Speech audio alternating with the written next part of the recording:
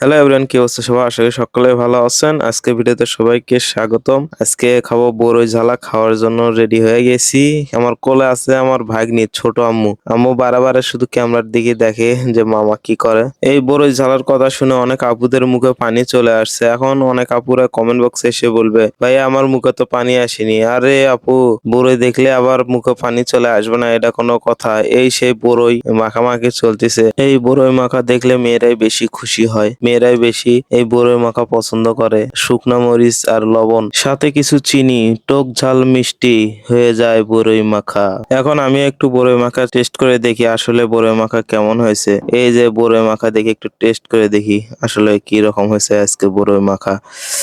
আহ সেই স্বাদ। এত স্বাদ কে? কি আপু, খাবেন নাকি? খাইলে তাড়াতাড়ি চলে আসেন আমার বাড়ি খাইতে বরই মাখা।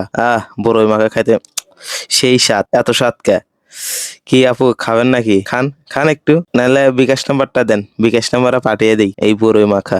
সেই স্বাদ। তো এইভাবে বাসায় বরই মাখা খাইতে মজাই লাগে। অনেকদিন পরে ঢাকা থেকে বাড়ি আসছি, এই জন্য বরই মাখা খাইতে বলছি সবাই মিলেমিশে। তো টাটা বাই বাই, পরবর্তী ভিডিওর সাথে আবার দেখা হবে নতুন কিছু নিয়ে।